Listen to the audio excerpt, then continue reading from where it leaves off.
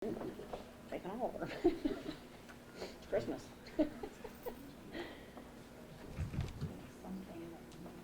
Please rise. Court is back in session. Did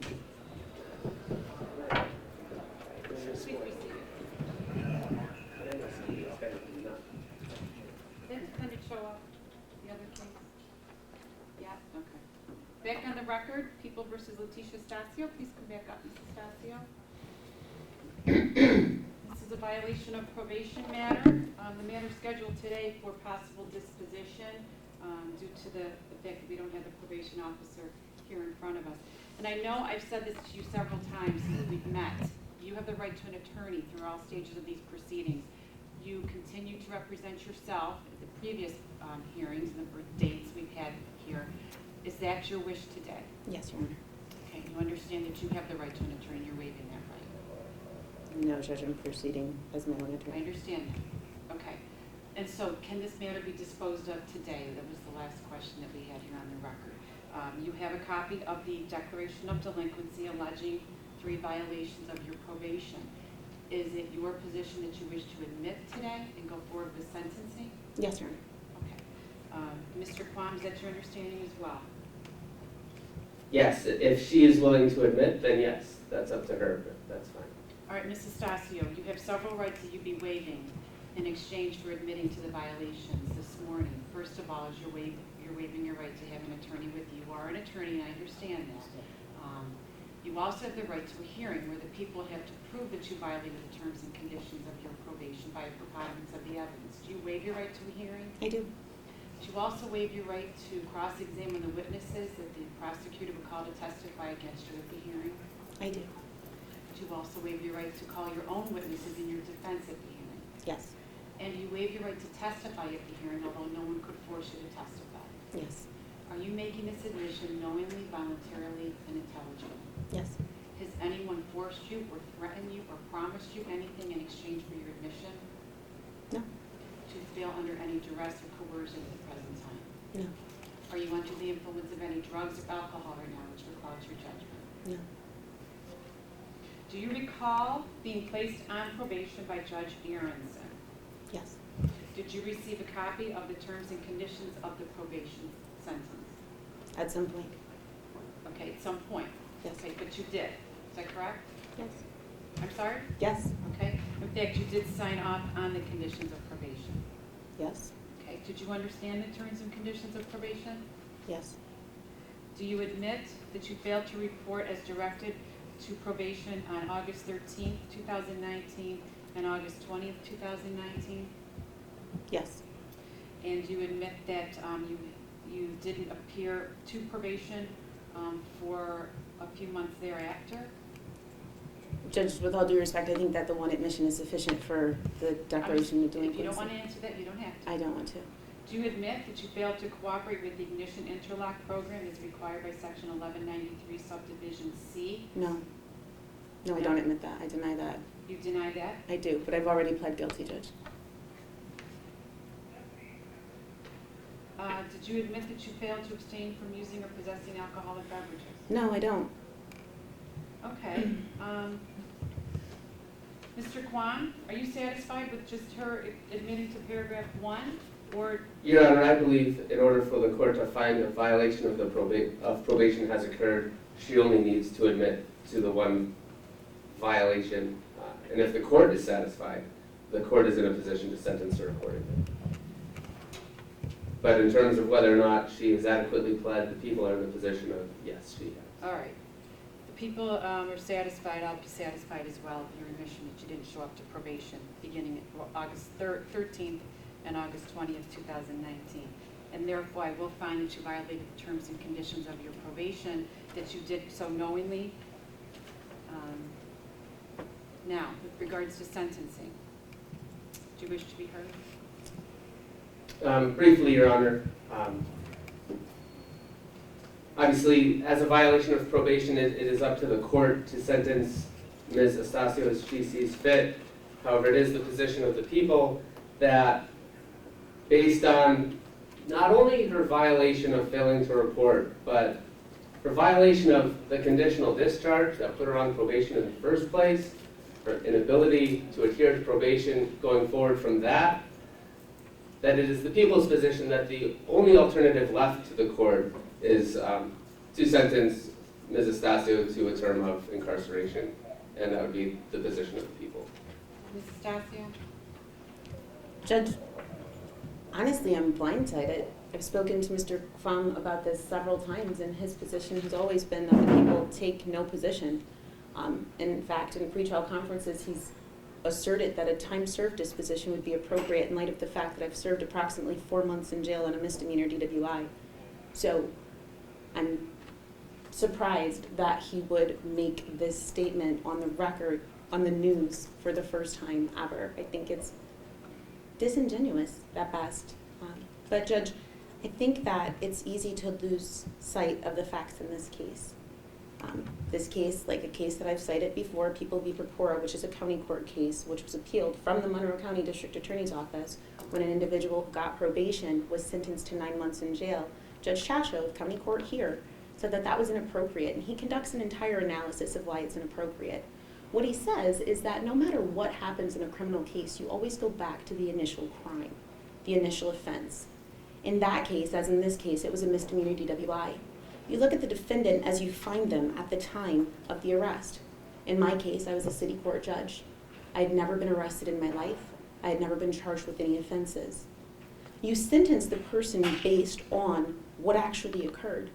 In my case, I passed my field sobriety test, but after conviction, I again had no evidence of an accident, there were no injuries, there was no aggravating factors. It was a standard misdemeanor DWI, for which most individuals would receive fines and a surcharge. Irrespective of what happens from the point of sentencing, and this isn't my words, Judge, this is Judge Chasho, who's a county court judge here, you always go back to that initial offense. This is still a misdemeanor DWI. This is a misdemeanor DWI that was alleged to have occurred in 2016, and we're going into 2020. I have served almost an entire year of a conditional discharge. I have served approximately 4 months in jail. I have served 2 years on probation. I'm not saying any of this to say, woe is me. You weren't the initial sentencing judge. I want you to be aware, if we're talking about penalties, of the penalties I've already sustained in this case. In addition, I was removed from the bench. Literally, the Court of Appeals held that career suicide was appropriate in my case, so I lost my entire career. I think if we're going to talk about penalties and justice and equity, this is an atypical sanction for a misdemeanor DWI conviction. In addition, one of the reasons that a person would be placed on probation, and this is again in the People v. Purpura decision, is substance abuse, which apparently has been the overarching concern here, that I have a problem with alcoholism. I've never been able to provide any proof to the court that I've completed an alcohol treatment program because I've never been ordered to attend one. I've obtained 3 to 5 OASIS certified evaluations, and none of them ever said I needed treatment. It is impossible for me to enter into a treatment program without a diagnosis. That's just not how insurance works. So I did voluntarily enter into one program that I completed, but that's all I could do. If I'm on probation to address a substance abuse issue, that certainly isn't occurring before this court because there's no proof that I have one. I got a mental health evaluation. There was no recommended treatment, but on my own, because candidly this was very stressful, I got into therapy. I provided information from my therapist to my probation officer voluntarily. My therapist said, you need this to be over. What you're seeing is suffering from situational depression. You cannot move on with your life because this will not end. I provided proof of that to the court. I provided proof of that to probation.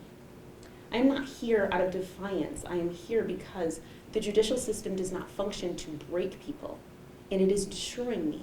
Irrespective of what I look like when I come into court, whether I'm smiling and happy, this is difficult every day.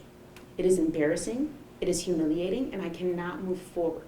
I cannot represent my clients because my mind is cloudy. I cannot come into court because I'm denied access regularly. I could not get here on time today because I have to stand in line. I cannot get a secure pass. It is difficult for me to get into the jail to see clients that I need to visit. It is difficult for me to work, and probation is supposed to help me, not harm me. If your point was to penalize me, I'm telling you, you have. If your point was to destroy me, I'm telling you, you can't. Irrespective of whether you jail me for the rest of the term that is left here or not, I can't function this way. So I've done quite a bit of time here, more than I think any other individual ever convicted of a misdemeanor DWI has done. I think that I have lost quite a bit, but I've gained so much in the process. If the point was to teach me or to help me, I don't know that you did, but I can tell you through this process, I've grown so much as an individual. You don't know me, but you literally can see the difference in the person that I've been through this. And to continue to be stuck just because there is literally no benefit to keeping me on probation. In fact, I am the only probationer that my probation officer supervises. You want to talk about a waste of taxpayers' money? I'm his entire caseload. There's no benefit, Judge. You want me to serve the community? I do. I planned on going to a Thanksgiving dinner tonight. If you don't decide to incarcerate me, I'll be there. I'll be serving at Sabrino's this week. I do community service regularly because that's who I am as a person. If you'd like to sentence me to that, I could see a purpose there and I'd do it anyway. I think the appropriate disposition is time served, and People v. Purpura tends to support me. I think that that's a binding decision. I think the court's bound by it. But aside from that, Judge, aside from legalities, and I think that the right thing to do here is to end this. And honestly, candidly, I would like you to do that with a time served disposition. But no matter what you decide to do, I'm thankful that this will be over today. This has stopped my life. Judge, also, there was a motion that was filed. I know that the court ruled on it. Specifically, there was an ignition interlock device portion of that motion where I addressed the fact that I've been serving that sentence for in excess of 3 years, which I believe is illegal. Irrespective of the court's decision today, I would ask that you sign the order terminating the ignition interlock today as a part of your sentence. And I would just throw myself on the mercy of the court. Judge, thank you for letting me speak. I don't feel the need to respond in depth to her feelings. I do believe she misrepresented what I said about the court's options in our pretrial conference, but that's neither here nor there. I think what matters is that people who are on probation do not get to decide when their terms of probation end. And I'll leave it at that. Thank you. So this case started with you being charged with driving while intoxicated and convicted after a trial for driving while intoxicated, which I consider a very serious offense. The facts surrounding your arrest that morning, very troublesome to me. But your actions after your conviction are even more troubling to me. You received the minimum sentence of a conditional discharge upon your conviction for driving while intoxicated. You had a year period to stay out of trouble, pay your fine and surcharge, put a ignition interlock device on your car, and follow the restrictions of the device. And almost a month after your conviction, you already had a violation of a conditional discharge filed. Within 2 months, you had 2 more filed against you. You settled it. You admitted to a violation. The judge extended your conditional discharge provisions to include an additional time period on your ignition interlock device. That was it. 6 months later, you're back on another violation of conditional discharge. The judge places you on probation. Shock portion, yes, you did serve some time. Instead of revoking your probation, he gave you another chance. Placed you on probation. You're back again on a violation of your probation. You've been given several chances before today, before appearing in front of me.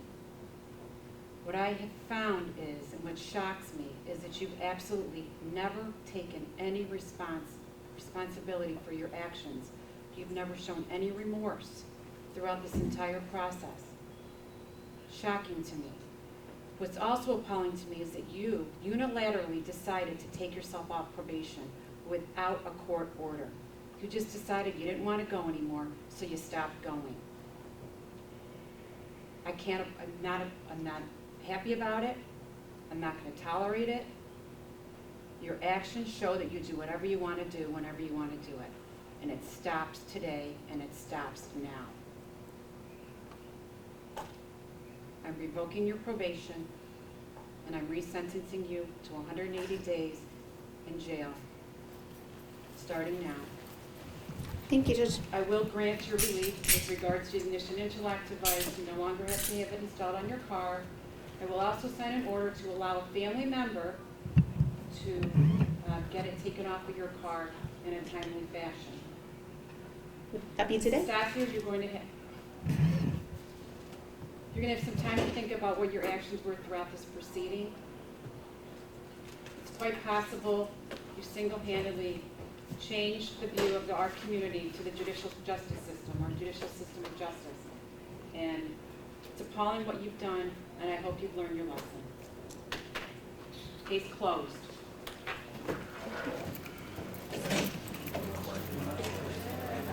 Demetrius Bostis, is he here? My cousin. Let me get you the camera.